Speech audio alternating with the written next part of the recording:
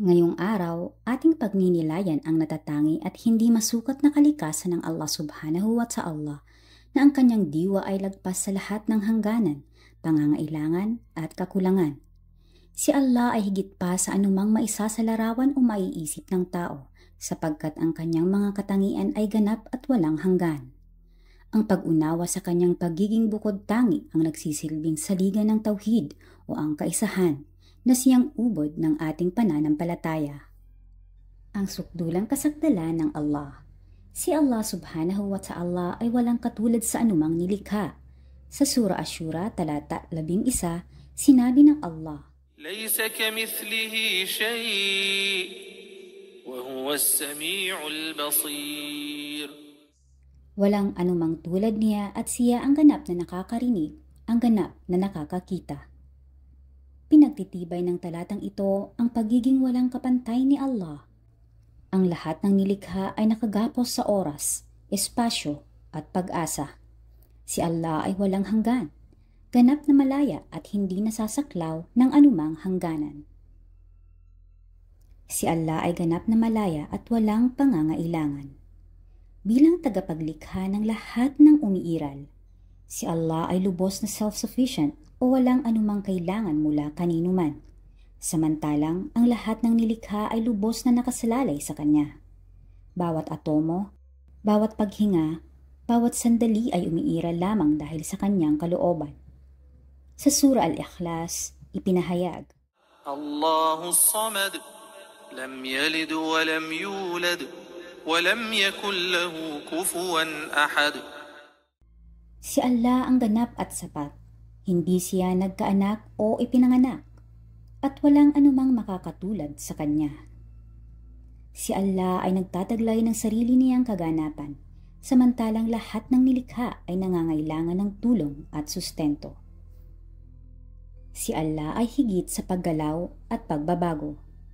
Si Allah ay hindi gumagalaw, sapagkat ang paggalaw ay nangangahulugan ng pagbabago ng kalagayan o paghahanap ng isang bagay na wala pa.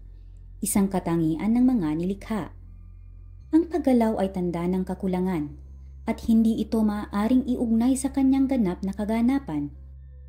Gayun din, si Allah ay hindi nagbabago. Ang pagbabago ay maaaring patungo sa ikabubuti na tanda ng dating kakulangan o patungo sa pagbagsak na tanda ng di kasakdalan.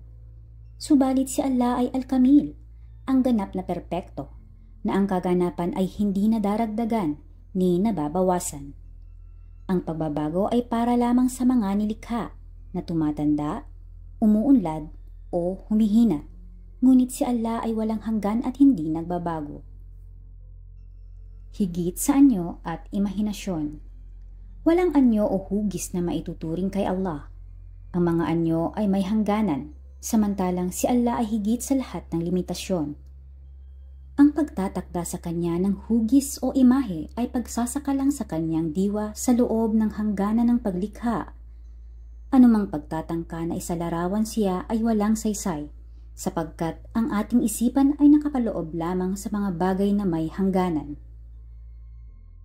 Nakikilala sa pamamagitan ng rason, subalit lagpas sa isipan ng tao. Bagamat hindi natin siya maisasalarawan, ipinagkaloob ni Allah ang rason upang kilalanin natin ang kanyang pag-iral. Sa bawat tanda sa kalikasan, makikilala ng mapanuring isipan na may isang tagapagpasimula. Isang hindi nilikhang walang hanggan, na hindi nakapailalim sa mga hangganan ng paglikha. Si Allah ang sanhi ng lahat ng sanhi, ang lumikha ng lahat ng bagay, samantalang lahat ng bagay sa sanlibutan ay nangangailangan ng pinagmulan. Siya ay ang uncaused cause, ang walang pinagmulan na sumusuporta sa lahat ng umiiral, subalit hindi nangangailangan ng suporta mula kanino man. Pangwakas, ang pagiging natatangi ng Allah subhanahu wa ta'ala ay lagpas sa kakayahan ng tao na lubos na maunawaan, subalit sa pamamagitan ng rason, pagmumuni at kapahayagan, ating pinagtitibay ang kanyang kaisahan, kawalang hanggan at ganap na kaganapan.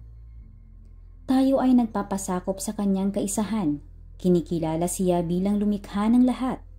hindi naaapektuhan ng pagbabago, limitasyon o pangangailangan. Naway ang anumang anyo ng kagandahan o kaganapan na ating makita sa paglikha ay magpaalala sa atin ng kanyang walang kapantay na kadakilaan. Naway ang ating pagsamba ay maging patunay ng kanyang kamahalan. At naway pagkalooban tayo ni Allah subhanahu wa ta'ala ng karunungan upang higit siyang maunawaan at magabayan tayong sumamba sa kanya ng may paggalang at pagpapakumbaba. Maraming salamat sa panunood. Kung nakita mong kapaki-pakinabang ang content na ito, huwag kalimutang i-like, i-follow at i-share. Sama-sama nating buuin ang isang komunidad kung saan lumalago ang mga ideya at naipapalaganap ang inspirasyon. Malaki ang nagagawa ng iyong suporta. Tuloy-tuloy lang tayo, isang click sa bawat hakbang.